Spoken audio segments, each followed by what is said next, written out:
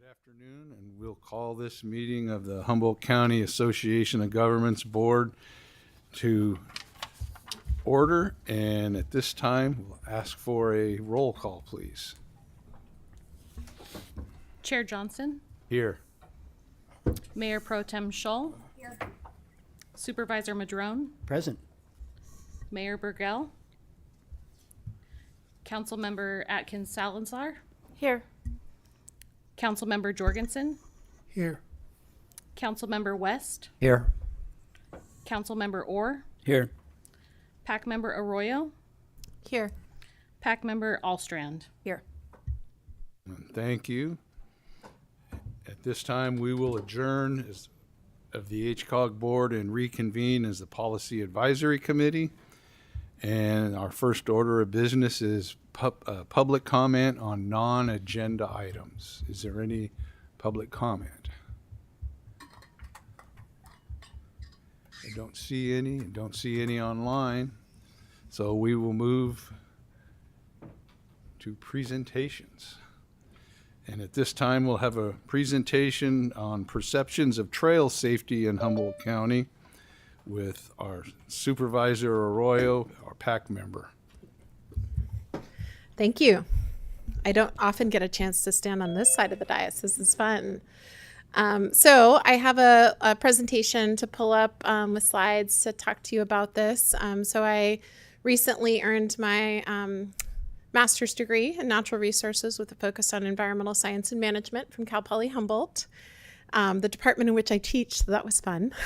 And I had a chance to talk to people about their perception of trails. Amy, do you have my slides? No problem. Oh, good. You're doing a lot of things. So I'm going to walk you through a presentation about my findings and a little bit about why I studied this. So let me just make sure. Okay. And if any of you are familiar with the university, those were my committee members, Dr. Lori Richmond, my advisor, Dr. Aaron Kelly, and Dr. Stephen Martin.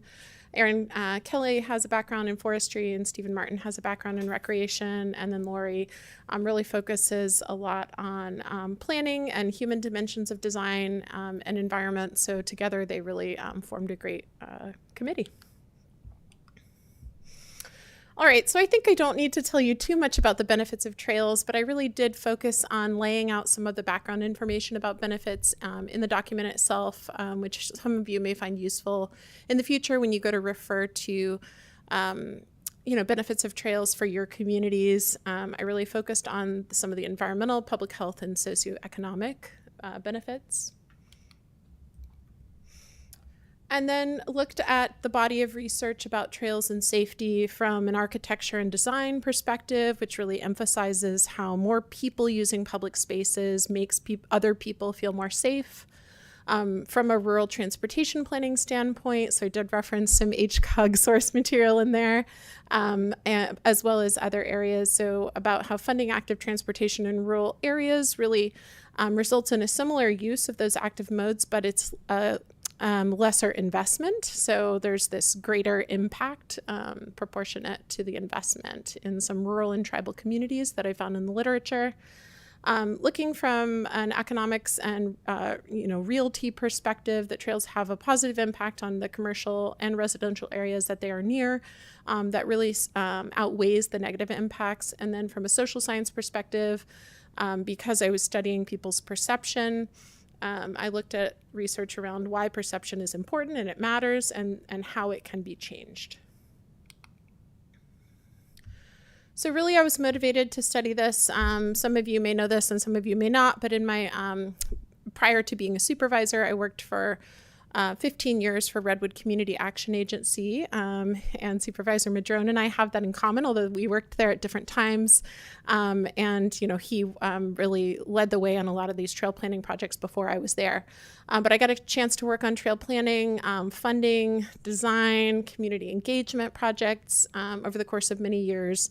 And a lot of this disconnect came from my work in those spaces. So all over the world, and nation, and throughout time, there's really A lot of documentation about trails in publicly accessible open space areas, including greenbelts and parks, having lower incidences of crime if there is particularly if there's infrastructure for public access. And yet, the top thing that I would hear over and over again about trails and people's fears about new trails was around safety, and people expressed a lot of confidence that the region was somehow different and that this body of research elsewhere couldn't apply to us. So I wanted to dig into whether or not the findings were similar here. So you've probably seen a lot of this type of talk online and in the media locally. This on the top right, the Facebook post, the homeless highway is almost done. This was about the Eureka Waterfront Trail, and in the comments someone says, do you mean the community access trail that connects Arcata to Eureka? And so this narrative is pretty pervasive around trails in the community. On the bottom left, someone really exhorting planners to plan for safety and to address safety issues. And then some headlines talking about some lawsuits and a local safety issue that was connected to trails, which ultimately I believe was not found to have a strong trail connection, but that made the headline. So I sought to research how Humboldt County community members perceive safety on and near trails, what factors affect this, and then how these perceptions affect the ways that people use and value trails. I'm going to go through this pretty quickly, and I think you all have a copy of a link to my thesis, which is really exhaustive. If you have further questions, I'm happy to answer them afterwards as well. So my study sites were the Hickshire Trail in Eureka and the Hammond Trail in McKinleyville. Selected in part because of the places where they are. The neighborhood in McKinleyville, I chose to about a mile of the Hammond Trail that goes right behind people's homes. And on the Hickshire Trail, I chose that in part because of its proximity to businesses and homes, and then both are part of the California Coastal Trail and the Great Redwood Trail to some degree or another.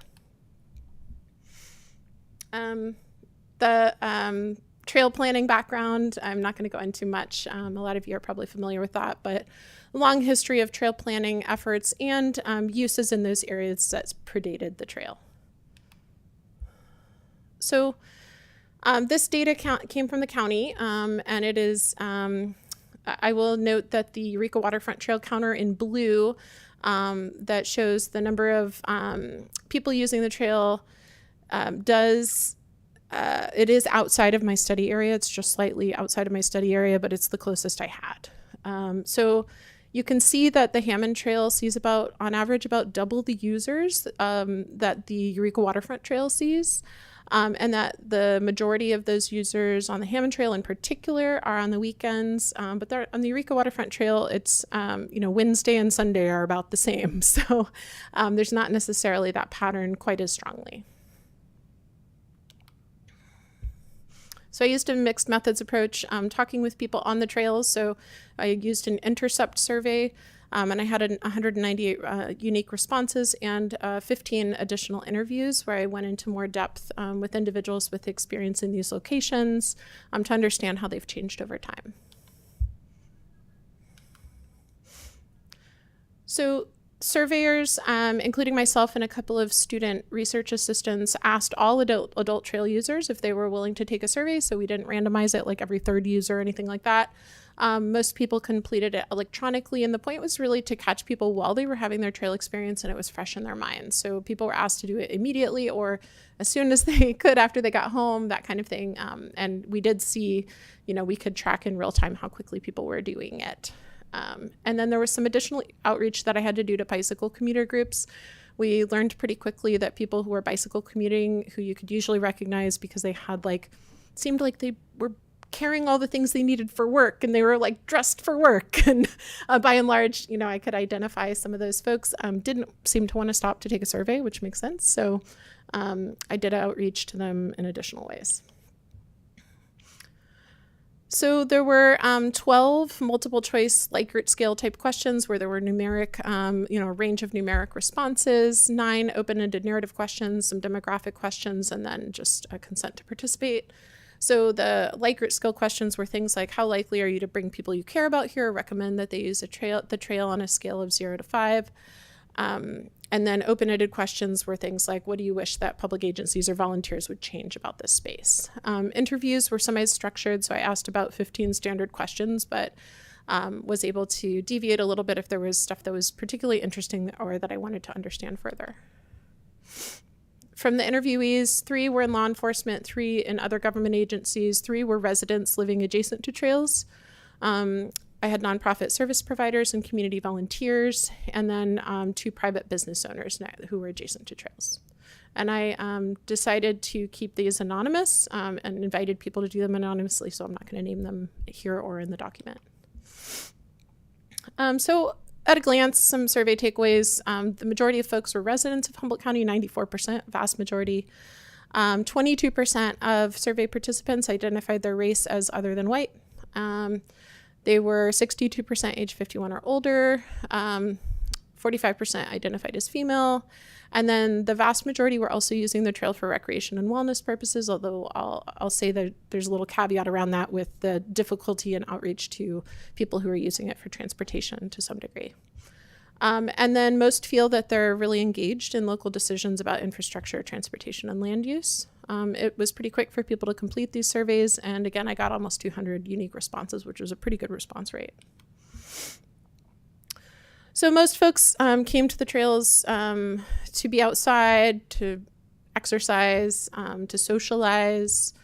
You can see about 2/3 of the way down, that's the transportation line. So fairly small number of folks really specifically said that they were using that for transportation from work or school or to do errands, but not insignificant.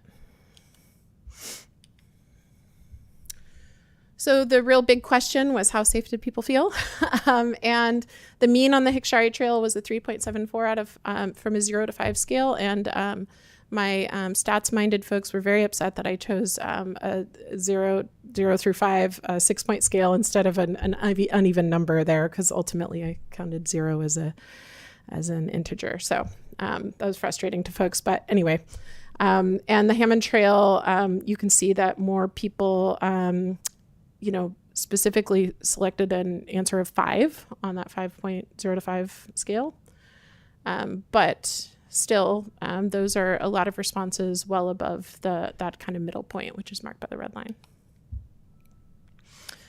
I asked people how they defined safety in their own words, and these answers were very interesting in that they were very varied.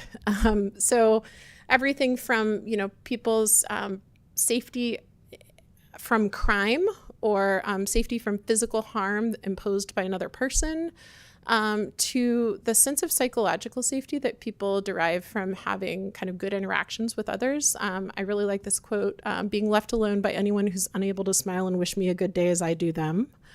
That's how someone defined safety. Other people referred to having a dog or having people with them. And then we have the response I identify as Chuck Norris on here. The bottom one, safety is strictly self-confidence in your ability to defend yourself. So quite kind of a wide array of perspectives on safety. And I will say the second response there, really specifically identifies a concern about being hit by someone on a bike, which we'll come back to. So out of those 15 interviewees, 13 explicitly said that they would describe the trail as safe, the trail that they were on. And those were roughly split between the Hammond and the Hickory, or people who had experience working on both.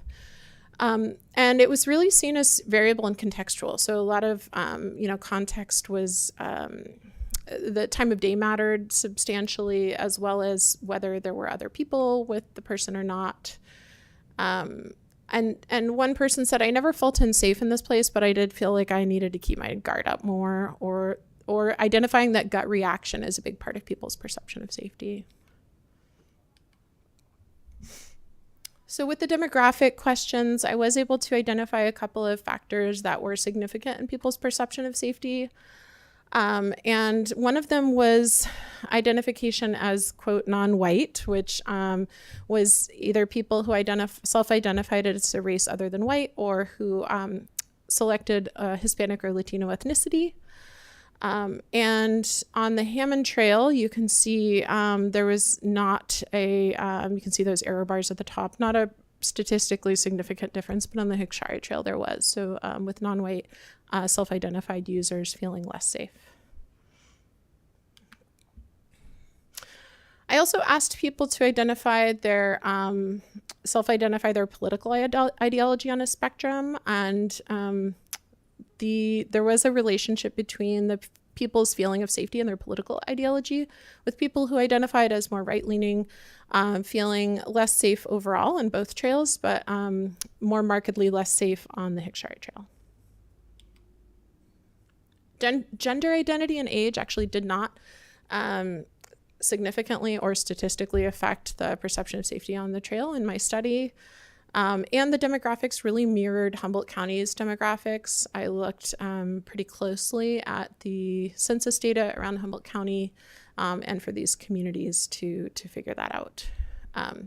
There were unprompted observations about income in 6 of the interviews, noting that the Hammond Trail lies in an area that is more affluent. And accessibility arose. Also people made observations about some trail users, their perceptions of other trail users having low incomes. So that came up in kind of both ends of that spectrum.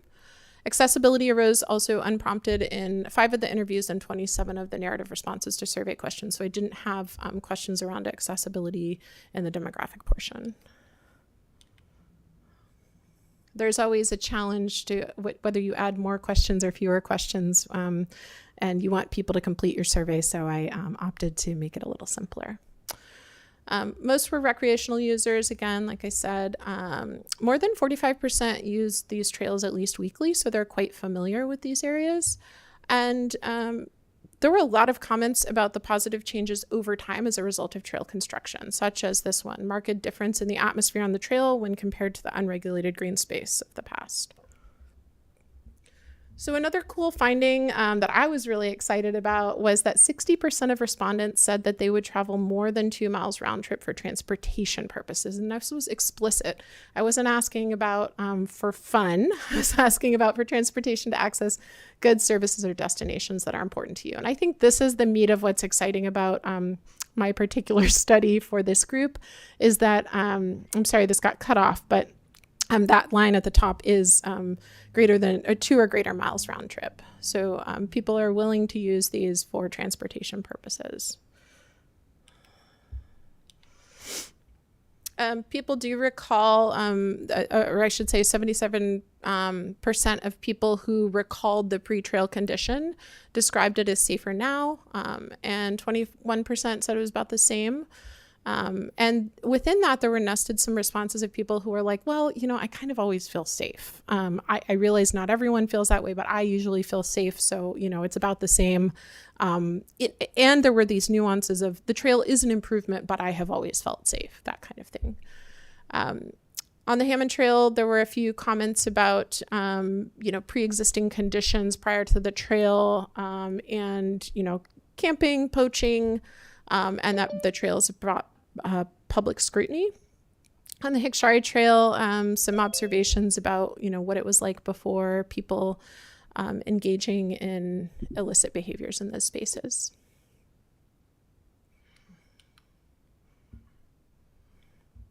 Hi, Kim. Hi. Great to see you. I think You too. I think my clicker got deactivated by your clicker. Perfect. I think I'm good. Yep, I'm back. All right. And just a couple of quotes that I wanted to pull out that I think are relevant. You know, people feel unsafe when they can't see what's around them. So maintenance has made a really big difference. One person, this was someone who owned a business near a trail. I had my doubts about the trail. And the situation varies based on the seasons and the economy. But I remember it before, and it was a totally lawless place. This isn't perfect, but it's better. And then one more about the transformation between the days before the trail and today being so significant. And this was actually from law enforcement, acknowledging that police visits didn't change the outcome as a whole, but having the public use these areas has demonstrated a more effective way to manage these public places. So that was really powerful to hear. And I actually initially planned to use call for service data, which is calls for law enforcement responses, and quickly found that not only has the data management system changed over the years so that there isn't a lot of robust long-term data that I was able to access, but also a lot of times when people call for service and they don't specifically say they're on a trail, it was hard to identify those and pull those out. So one person might say, I'm over on the bluffs in McKinleyville, and another person might say I'm on the Hammond Trail. And if those aren't, if there's no way to pull out that information, it was pretty difficult to obtain. So pretty incredible responses to the question, how valuable or important is this trail to you? Again, this is split by Hickshari and Hammond, with Hickshari being that kind of reddish color and Hammond being the blue are on the right. So quite high ratings of perception of value that people placed on these trails. How likely are you to bring people that you care about here or recommend that they use the trail?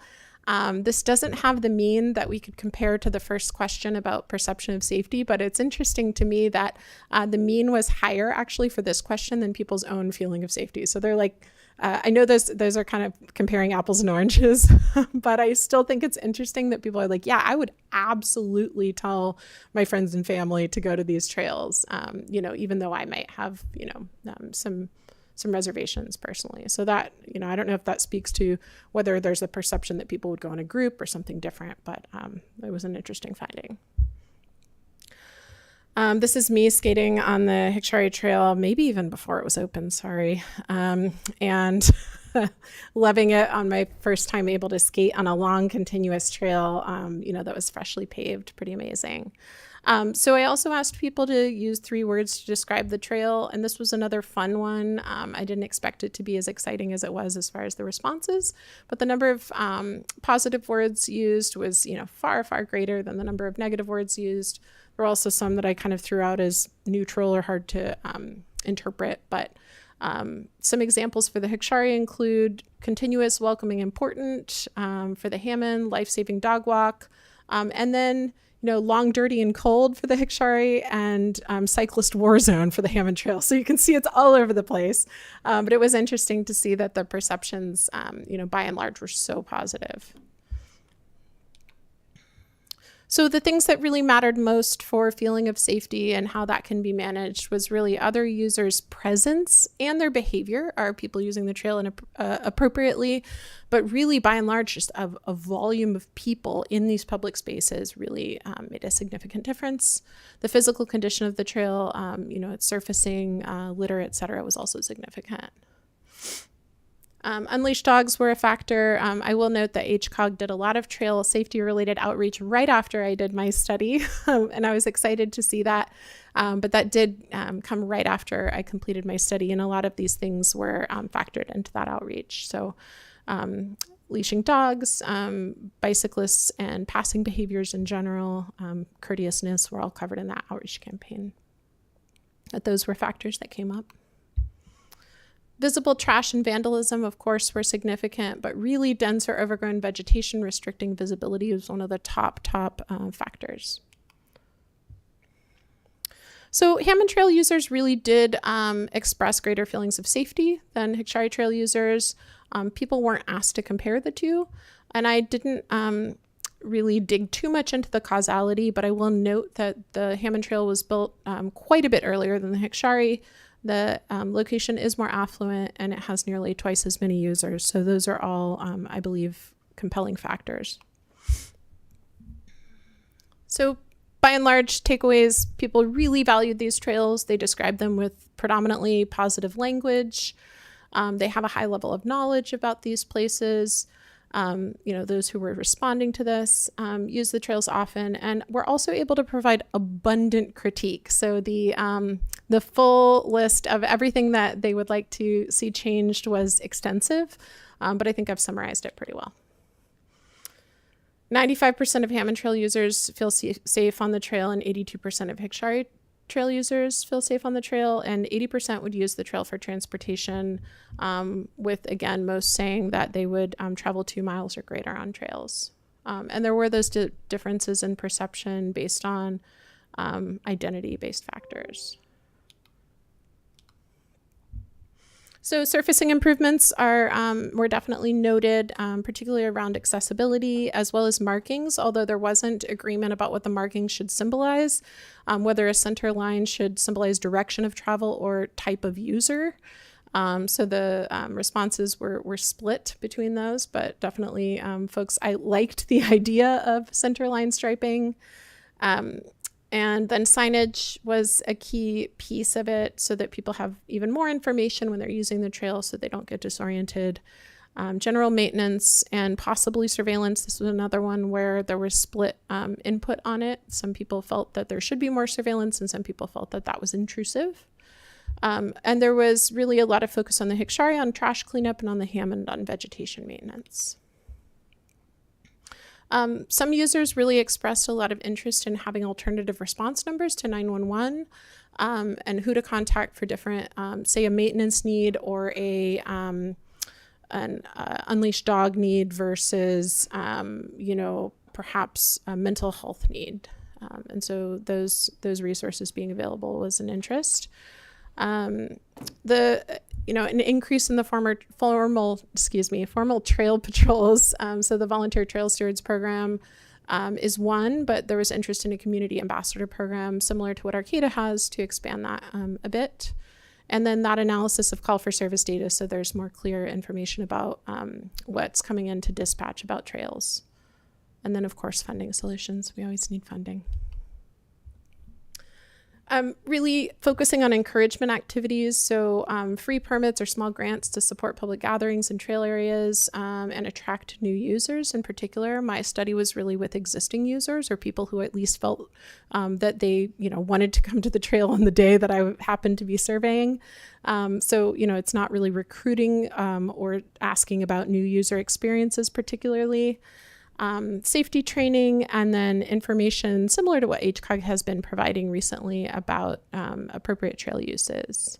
And there was also a lot of interest in documenting these projects and areas over time. So I did get some support from the Humboldt Trails Council, which in turn got support from the Humboldt Bay Trail Fund. And then I had student research assistants who I like to shout out whenever I can, Katie Miller and Zachary Meyer. And then I certainly looked at the body of, documentation that HCOG has produced and other public agencies locally, as well as all over the nation. There's some great stuff out there. And I really made an effort to push back against my advisors to have as much robust information as possible. They wanted me to streamline the intro. And I wanted you all to have, and many of my fellow, trail advocates and planners to have information about this body of research that I'm referring to. And so there's a ton of that lives in the document. My thesis is available to all of you and it's available online, and I'd be happy to take any questions.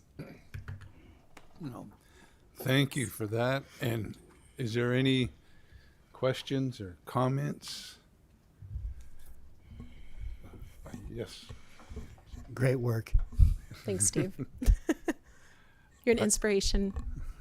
Steve really did so much work on the Hammond. Yes. I just wanted to add to that. I thought it was terrific. I told her I read the whole thing last night, so it was.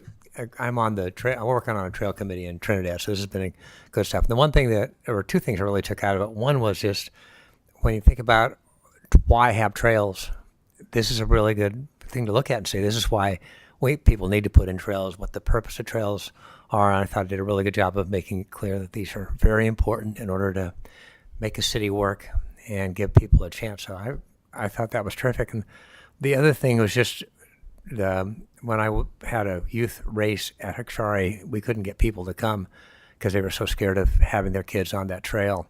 And it seemed like it really got cleaned up, but recently it looks like it's kind of getting camping everywhere. And so people I talked to were saying how it's really falling apart. So I think one of the other things is if you're going to have that much money put into trails and they're so important, how do you make sure people feel like they can go out there and be safe. And I think that whole homeless camps that are out there are making people feel uncomfortable again. So it's really sad because that is an absolutely gorgeous trail. I love it. And so I'd really like to see this find a way to make sure we do the best at making people feel better about being on them. But Yeah. thank you. That was a fantastic, I think you did a great job. Thank you, Jack. Yeah, one of the things I think is interesting, and the Humboldt Bay Trail Fund was really developed to help with those maintenance needs, but there's always, an outsized maintenance need as compared to what funding is available. And it is, we in putting on my government hat, we see we see over and over again that, the funding is often there for a one-time capital improvement, a new project or program, and then sustaining that. And the operational funding is just so hard to come by. I'm sure we all see that in every agency. So I agree with you. And, I don't know what mechanisms there are. I didn't make it a part of my research this time around to understand, what mechanisms there might be to increase that maintenance funding over time. But it is something that I think this board could look at. Yes, Supervisor Madrone.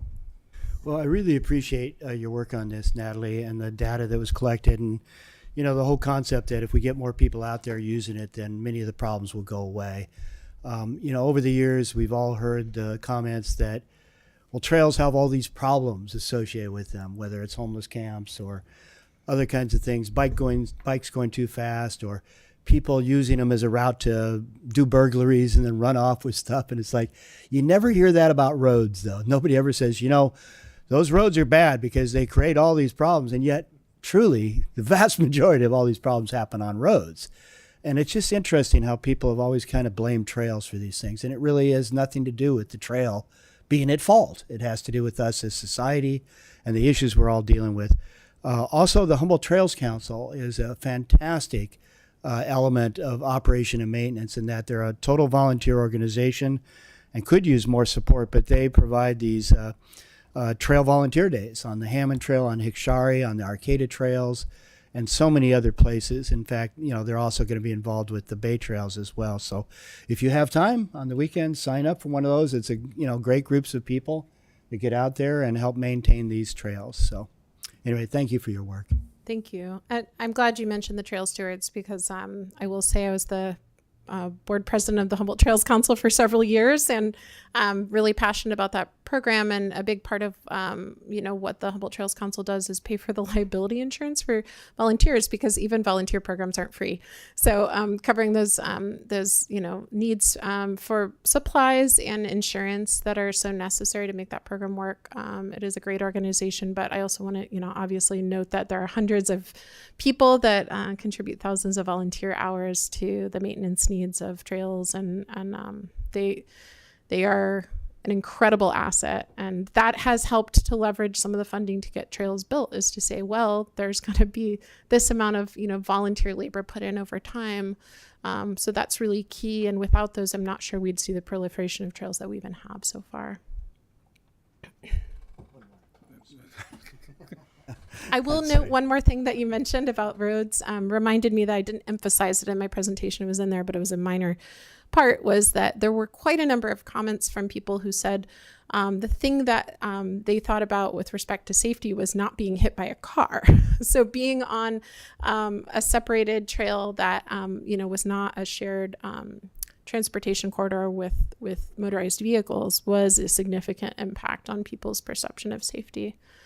Particularly for those commuters and people who identified their use as transportation. Absolutely. Yeah. Sorry, just one other thought. The Great Redwood Trail. Once it's completed, it's going to be the longest rail trail in the United States.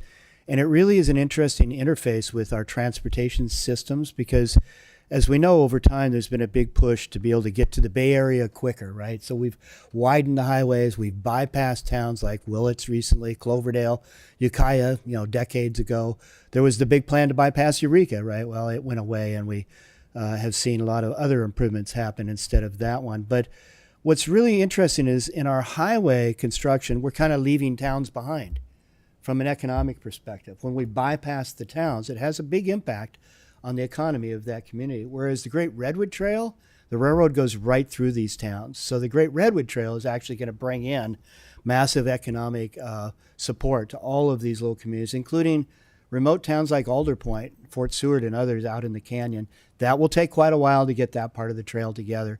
But I think we've already seen, with the Bay Trail, with the Hammond, Hickshari, and others, how it benefits the community economically as an important part of our transportation and economic systems. So the master plan is just about wrapped up. It's a tremendous amount of work that went into that, and it's going to be unveiled in a couple of weeks.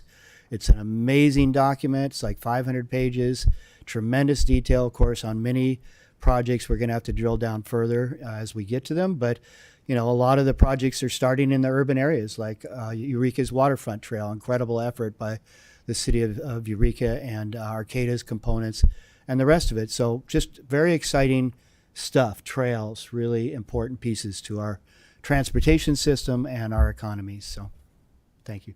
Yeah, thanks for noting that. I did think about that when selecting trail segments for this study. I was thinking about the Great Redwood Trail and how there are concerns from people who live adjacent to the trail.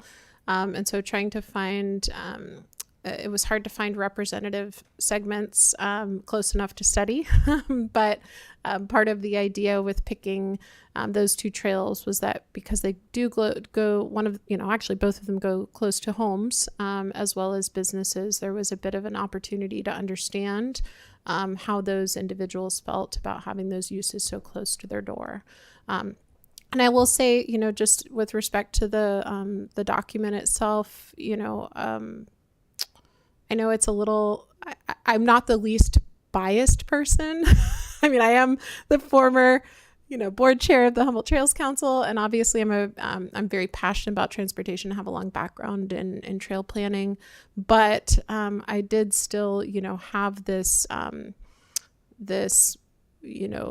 I would say framework to work within that was, academic research focused, to really try to lend some credibility to this, this data that I think can be used by all of you and by HCOG in the future for talking about, the need for trails and alternative modes of transportation. So thanks for your time. Thank you.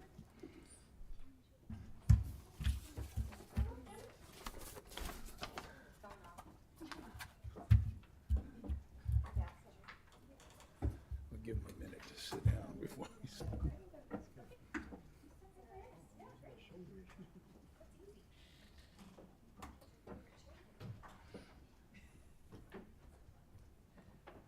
All right, well, thank you for that.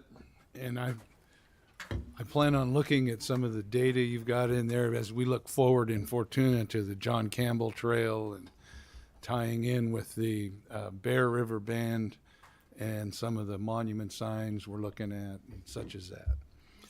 So at this point, we come to the consent calendar. We have 4 items: approval of the meeting record, SS TAC membership appointments and terminations, revised SS TAC bylaws, and a County of Humboldt request for $25,000 local match funding for Tishtang Road and Airport Road studies for safety. And does anyone like to pull anything? And any public comment? I see none on the line. I would move approval of the consent agenda. I'll second. Okay, we have a motion and a second. All in favor? Aye. Opposed? None? Okay, we move on to, at this time, by motion, we will reconvene as the HCOG board and approve the PAC recommendations. Move to reconvene. I'll second. We have a motion and a second. And all in favor? Aye. Aye. So we come now to action items and authorization for the executive director to complete the Redwood Region Resilient Inclusive Sustainability Economy partnership agreement letter. I'll cut it a little bit short and give you time for the staff report. Great. Thank you. Yeah, this is a request to, like you said, authorize me to sign this partnership agreement for what's known as the Redwood Region RISE program. And this is a program that is part of California's Jobs First, and it's coordinated by the Center for Rural Policy, for the most part, out of Cal Poly. We do have a speaker here this evening, Leonie Four, who's going to be, she's with the Center for Rural Policy. She's actually going to give you an overview of the whole program. My guess is that some of you have been on email lists. The program's been going on for a little bit, but it's kind of quite complicated in its structure. So I think Leonie's presentation will help us understand kind of the framework of it. And then what's being asked of us, they've asked if HCOG will become part of the voting member block as we move forward with the program. Our counterparts in Mendocino County, they do already participate. They've done the same resolution and or given the same authorization, and they participate as the voting member block. And I have been kind of tracking the program. I do believe we have capacity to participate as voting members. I think that you'll hear more about kind of the structure of it, but one of the great things about it, because it is focused on these sustainable jobs, I think there's a lot of interface with our safe and sustainable transportation targets, and it's a really great place to kind of bring up some of the needs we have when it comes to promoting converting to zero emission fleets and the kind of workforce we're going to need for that, the kind of jobs that we're going to need to support that, just to kind of bring that transportation perspective in, and make sure that they're aware of, kind of the transportation focus needs around those topics. So with that, I'll turn it over to Leonie. She can give us a presentation and we can have a discussion.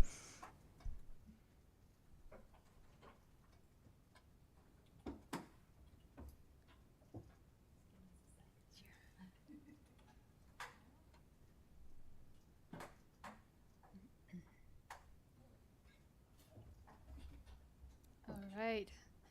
Hi, everyone. I hope, is it on? I think so. Hi. So this is definitely my first formal meeting in this kind of capacity. So thank you so much for having me here. I'm going to be talking a little bit about Red Region RISE. You're going to see a lot of acronyms, so please bear with me. I'm going to try to walk you through it. I have 10 minutes. It's a lot, so maybe if you can ask the questions at the end, I'm going to hopefully walk you through it. So my name, again, Leonie Four. I'm at the California Center for Rural Policy over at Cal Poly Humboldt. And let's dive in. All right, so Redwood Region RISE, what are we? So we are a regional community coalition of close to 1,000 members at this point and still growing. And we are working together to develop a 10-year vision for our region. And when I say our region, I mean tribal lands. So that's 32 federally and non-federally recognized tribes in our region, Del Norte, Humboldt, Lake, and Mendocino counties. And we are working together to develop this plan through California Jobs First. So you may have heard SURF at some point, the Community Economic Resilience Fund. That's kind of the previous name. So California Jobs is part of the rebrand of the state. So central to our commitment is creating inclusive opportunities that really uplift what we call priority communities. And I'll talk a little bit more about that later. And through our planning efforts, we aim to create thriving wage opportunities, so quality jobs, pursue sustainable economic growth, so diversifying our economies, and get us closer to California's goals for a climate-forward future. So that's big picture. So a little bit about our team, our convener team. So we have the California Center for Rural Policy. That's what I'm part of. That's the regional convener. We bring everybody to the table. That's what we're here to do. And then we work closely with Arcata Economic Development Corporation, AEDC. That's our fiscal administrator. And then our outreach and engagement team is North Coast Opportunity in Ukiah and True North Organizing Network up in Del Norte. So together we're the convening team for our region. All right, so a little bit of a step back, California Jobs First. So again, a lot of different names. California Jobs First is kind of the umbrella term. That's the bigger, the state initiative where EDD, OPR, and GoBiz collaborate to really harmonize a lot of these efforts throughout the state. So the Regional Investment Initiative is kind of the new name for SURF.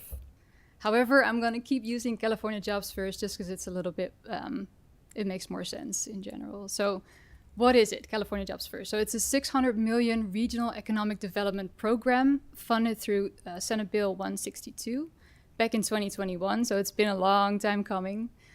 Our goals in general for California Jobs First are to foster a high road economy across California's 13 diverse regions. And so Redwood Region Rise is one of those 13 regions. To develop long-term economic resilience in the overall transition to a carbon neutral economy. Okay, there we go. Yeah. So in other words, seeding regional economies that are equitable, climate forward, and provide high quality jobs that are desirable to communities. So that's a big picture. And so if we're looking at the different programs that are funded through California Jobs First, you can see there's a whole list there. So we started off with the second one, actually. So the pilot projects, $39 million for those. So those kicked off, I think, a year and a half ago is when they started, but they just received their funding. So those are the kind of projects that we are looking to in our current planning phase to see what the types of projects are that we might be able to fund through California Jobs First as Redwood Region Rise. And so currently as Redwood Region Rise, we are in our planning phase. We're kind of 2/3 on the way. At the end of August this year is when implementation starts and planning ends. And so all of the regions, all of the 13 regions received $5 million to really pull off this work, to bring folks to the table and to get us going. We just had a really great announcement by the governor that all of the 13 regions, including Redwood Region Rise, received $14 million in pre-development funds. So that's the Catalyst Fund. And I'm sure you all know this much better than I do. There's a lot of work that goes into making sure projects are shovel ready, if you will. So this Catalyst money is really hopefully going to help our region to get ready, to get projects ready to receive the implementation funds. Then there's the tribal funding. We're still waiting on a little bit more clarity on that. There's still a lot of question marks around the timeline, but we're hoping to get more information on that soon. And then, of course, the implementation phase. So that's, I should note here that the Catalyst funding was awarded to each region, just allotted to us to get the projects off the ground. The implementation phase is where it's really going to be more competitive. So we're going to be competing with those 12 other regions to receive that funding. And that's going to be awarded in increments of 100 million per fiscal year. All right, so we're gonna zoom in a little bit more again. So Redwood Region Rise, this is our planning phase flowchart. I'm hoping this is gonna make a little bit more clear how our tables within our bigger collaborative work together. So when I say collaborative, I mean specifically those 5, what we call core tables and council. So first of all, we have our tribal planning table that's open to all tribal nations in our region. And that's really where a lot of the local needs are surfaced. So people are able to join in either in-person or Zoom meetings and just talk about what they would need to thrive economically. And similar to the local planning tables, that's where our outreach and engagement teams are working in focal groups, having empathy interviews. That's where all those local needs are being surfaced. Then up to the sector planning tables. So we have 4 different sector planning tables that we defined. So we have the arts, culture, and tourism. Then we have the health and caregiving, renewable and resilient energy, and lastly, our working lands and blue economy. So that's kind of the lens that we're looking at all those local needs and how can we address those on a more regional level through these specific sectors. So that's where the sector strategy work is really taking place. And then, like Beth was saying, our voting member block, and we're hoping to welcome her soon.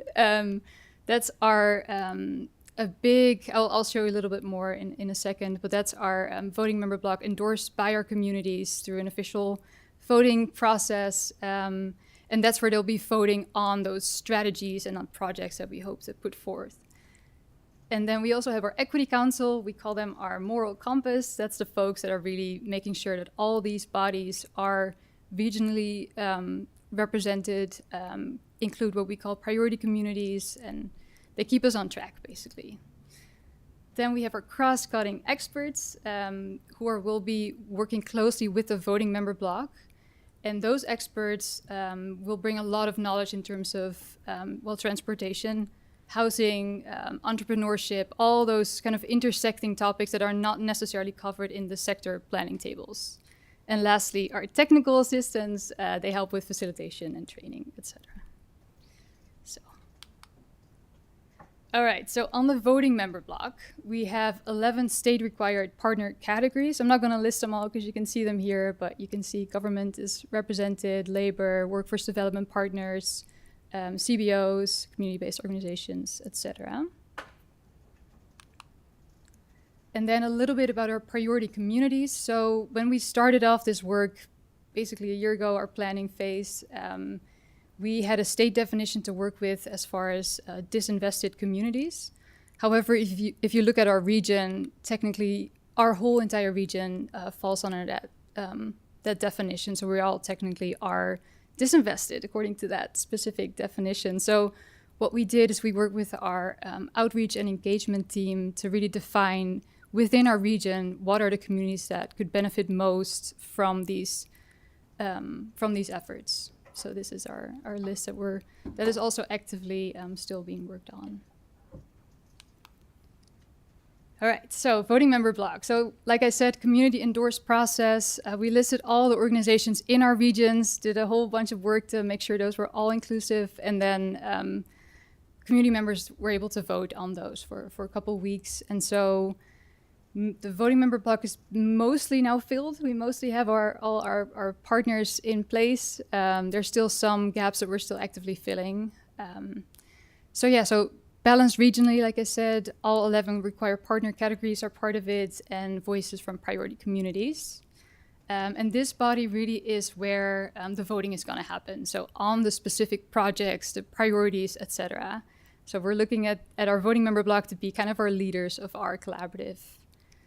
And so zooming in a little bit, the next steps are to really define workforce development criteria. The state has given us something to work with, kind of proposed criteria, but we need to really refine that for our region with a voting member block. And then making sure that our collaborative is sustainable in the long term. So co-chair, kind of the organizational needs that we would have to have. So then also finalize our project rubric, focusing on equity, environment, and feasibility. And again, making those cross-cutting connections. Really briefly, back in December of last year, we delivered our first, what we call regional plan. There was a whole bunch of raw data on our region, specifically looking at where are we as a region in terms of all these sectors that we're speaking of, and where are the opportunities? Where do we want to go? So that was kind of laying the foundation of what we are going to be delivering in August. End of August of this year is our regional plan part 2. And that is going to be talking about this more of the strategy work. And so the expenditure date for the planning phase is winter of 2027. And so our next steps is really kicking off, like I said, the strategy work, finding out how the local needs can be addressed on a more regional level. Also, the state has a bunch of deadlines that they're throwing at us. So public comment period for draft implementation. And again, finalizing the project rubrics, etc. And then hopefully by the end of August, we'll have our 10-year vision for our region. All right. Thank you so much. Thank you. Is there Supervisor Madrone? Thank you for your presentation. I've been hearing great things about this collaborative and the work it's doing. So how would one, if one has ideas about development projects that would not just start something out, but as you said, be a catalyst for increased economic development, better jobs, all that stuff, how would you go about submitting proposals and ideas for that kind of thing? I saw a deadline, I think it was like April through June that's happening, but what would be the process to engage? Yeah, that's a great question. Thank you so much. So we have a project inventory form that we have on our website, and I'm happy to drop the link or share that with all of you.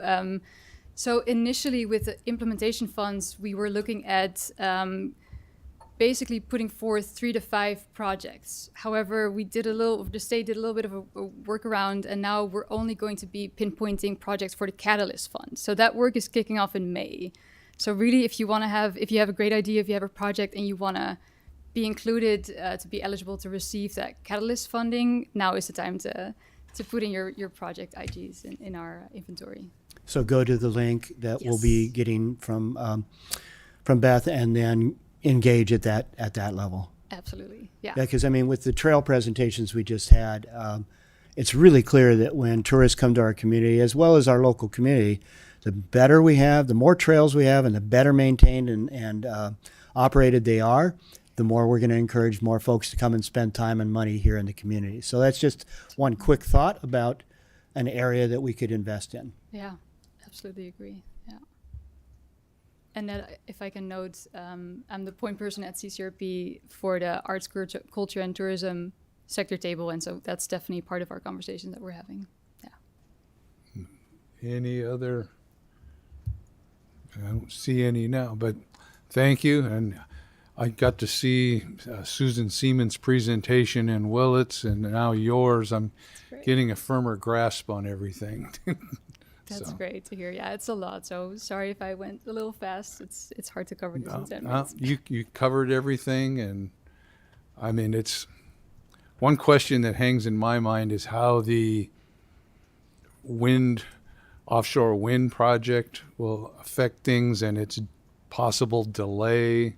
Yeah. If maybe it gives you more chance to get some training done and get a firm foundation set up to support that. And absolutely, yeah. The resilient and renewable energy sector table is definitely, considering all of this. All right. Well, thank you. Yeah. And thank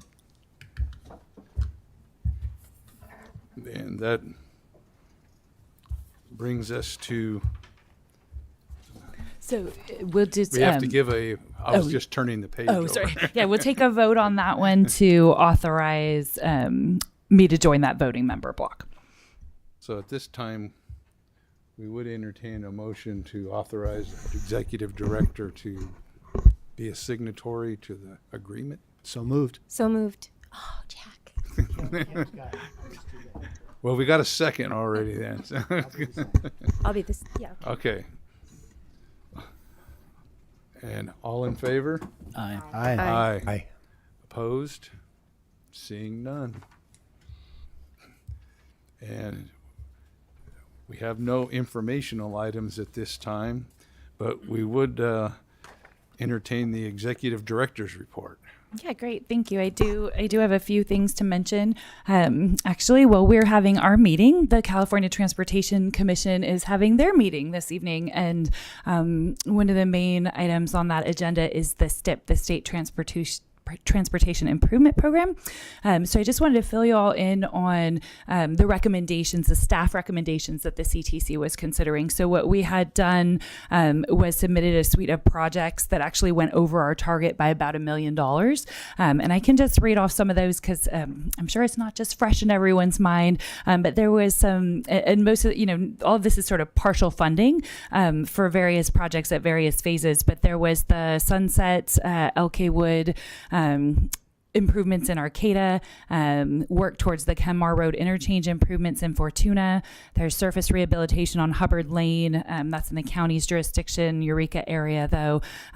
Trinidad had a project which was Main Street, Patrick's Point Drive, and West Haven pavement rehabilitation, which actually is a final phase of a project that's had many of their sort of complete street aspects done in prior phases. There was funding for the Beta Zoo Trail, surface rehab overlay on Central Avenue with Class 2 bike lanes, and then two other projects, which were the Garberville Redwood Drive Complete Streets, the planning phases of that project, and then within the Eureka city limits, Myrtle Avenue improvements, including bike lanes. So those were our suite of projects. The CTC staff has recommended approval of all of our projects, so we didn't have to take anything off the list, which was great. We did get bumped in a few of our fiscal years, so some of those projects are going to have to wait a little bit longer than we originally proposed, but nothing got taken off the list. this. So this was all reported to the TAC. They were pretty happy with this outcome. So I'm assuming that at today's hearing, while we've been here, that the CTC has been, likely following staff recommendations. But I just wanted to give you an update that is going through the process and was really good news for us, especially being a little bit over our target. There were other jurisdictions, mainly the very large ones throughout the state, that really had some projects cut or not be funded. So I felt really grateful to see ours be maintained. And then also, you may remember it was a few months ago already, but your board authorized contracting with Studio 6, which is a marketing firm for transit marketing. This is where we're supporting Humboldt Transit Authority on their marketing efforts to increase transit ridership. The Studio 6 team is with the contracts in place, and they're coming out to do a site visit. They'll be in town April 29th through May 3rd. And the last 2 days of that site visit is actually a full photo shoot with transit. So they'll be on the buses. We are looking for some local celebrities, which includes all of you qualify as local celebrities. So we'll be reaching out, if anybody is particularly interested in seeming very happy getting on or off a transit bus during that time. We'd love to connect with you. So you can reach out if it's a burning desire. And if not, if we don't have volunteers, I'll be reaching out to some of you for maybe a little nudge into volunteering. But what we're hoping to get out of this site visit, there's a lot of other things going on beyond the photo shoot, but really, we get a very professional transit photographer and a whole team that will be, kind of really needing to coordinate very, very succinctly for those couple days. But we really are hoping to get literally hundreds of photos to have in our inventory, so that as we move on with marketing efforts over the next few years, we have a really great, professionally done, kind of base to draw from. So we want to make sure that these photos include the full range of people of our community, and that we can draw from them for quite a while, because it's not very often we get this chance to bring, a really professional team out and do this kind of work. So we're excited about it. We have some different ideas. We'll be reaching out to all of you for more ideas, but looking forward to getting that started. So just heads up on that. And then last thing is far less fun, but we have turned in I've requested of all of you the Form 700. I think we've got quite a few back, which is great, but feel free to turn those in anytime. And also, if you have turned them in for other purposes, which I'm sure you all have, that's wonderful. And you can just submit another one directly to us as well. So one for your other organizations is not going to cover us here at HCOG. We each need to, each organization has to submit for themselves. So you can use your work from the prior one, but we do need our own copy. So just that announcement, and that concludes everything I have. Thank you. Thank you. Yes.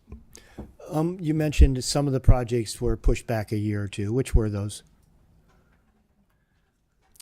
The county projects. It was Hubbard Lane got pushed back to the end of the STIP cycle, which that's year 28-29. And then the other one that got kind of flip-flopped on its funding was the Garberville Complete Streets project. And that one still starts the same year, but with less funding in the start year. So it's still starting 25-26, but with not as much funding. So the phases were just going to have to go a little slower, but the start time stays the same on that one. But it was those two projects, and we did turn them in with priorities. Hubbard Lane was considered our lowest priority when we turned it in, and that was because it was actually one we needed to do an amendment to add it to the RTP. It wasn't kind of on the list already, so that was ranked our lowest priority. The Garberville project was among our highest priorities, but it had a pretty hefty price tag, so I think that one was explaining kind of the delay on that one. Thank you.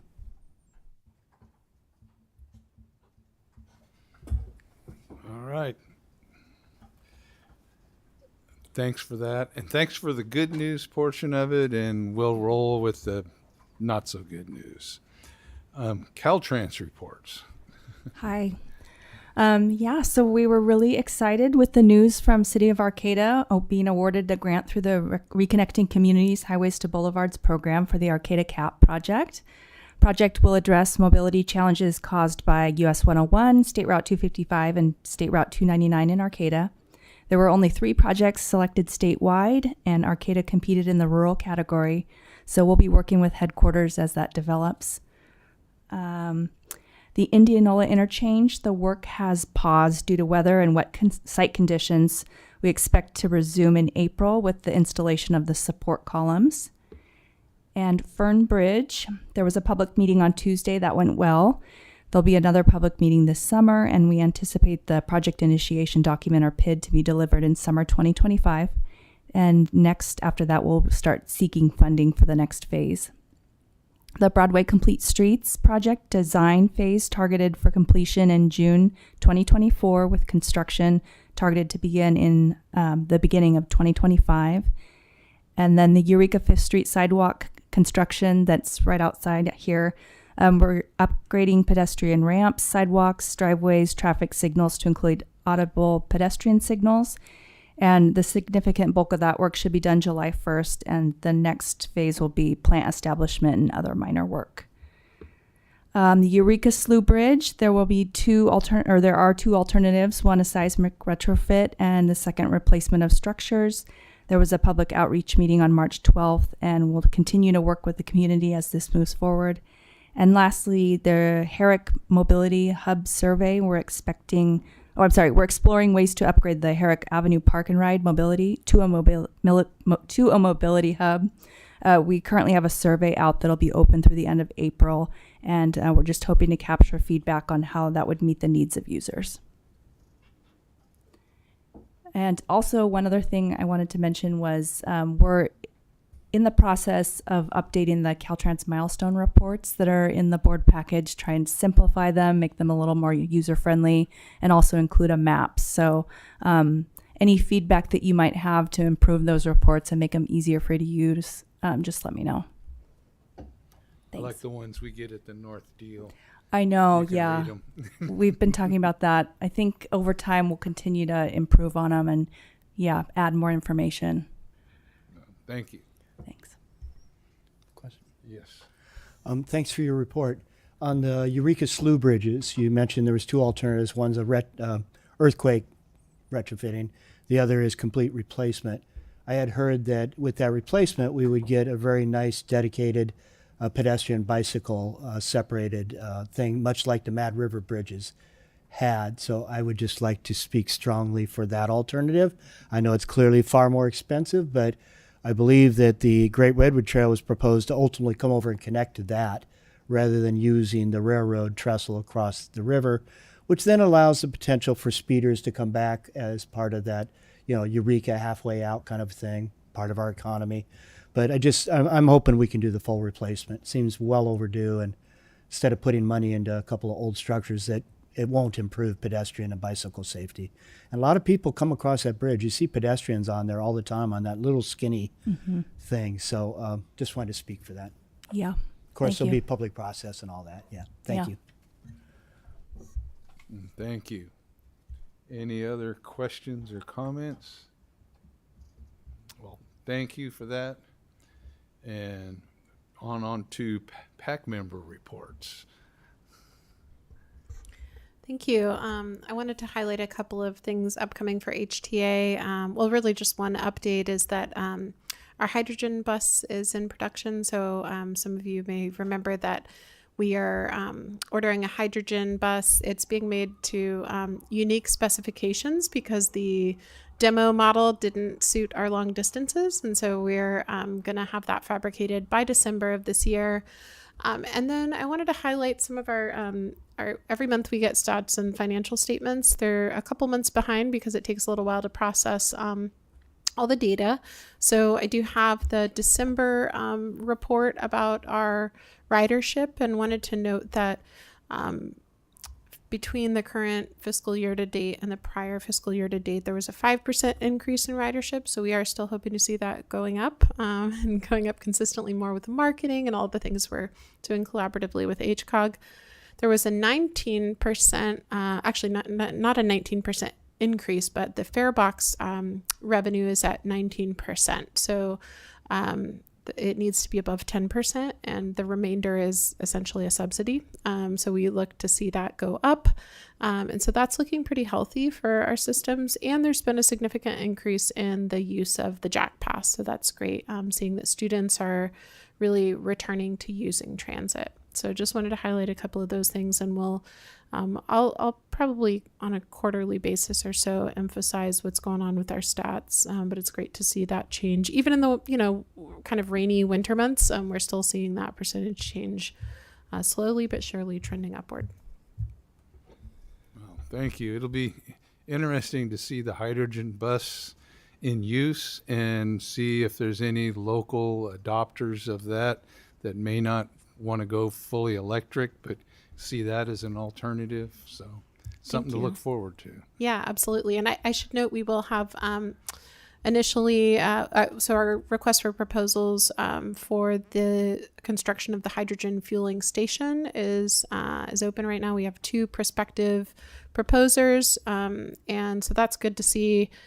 We would have liked to have more, but we'll have at least 2 proposing on that. But one of the attributes of that project is that there will be over-the-fence fueling, so we will be able to fuel fleet vehicles and, eventually medium and heavy-duty vehicles as more of those convert to hydrogen. So everyone's going to be kind of under the same requirements to, move away from fossil fuel powered vehicles in all sectors. So we are prepared for that to provide fueling. So it's great that this project will also allow us to meet a local need, and including for potentially some of your agencies. So, Well, thank you. Any other questions? None. Any board members have anything to report? Seeing none. Oh, wait. I have a couple. So real quickly, there was a CalCog board meeting last week, and a couple of the main topics were the REAP funds and also RENA numbers. And so just to update all of you that CalCog is still working on generating opposition to the pullback of the REAP funds that has happened. And the executive director of CalCog was the only non-state speaker who was invited to actually testify and speak about that. So kind of just shows the value of that organization that we're a part of. And then Assembly Member Friedman has a letter regarding REAP, and I'm not sure if it's made its way to our office or not, but she's looking for co-signers on that letter for REAP. So we should look for that. And then as far as RENA numbers, I know we've talked about, there's been some of us in our area who have questioned the calculation of the population and the numbers and those type of things. And apparently we are not the only ones that have those questions. So there is, it's Assembly Bill 2485, and it's specifically about transparency in the RENA number process.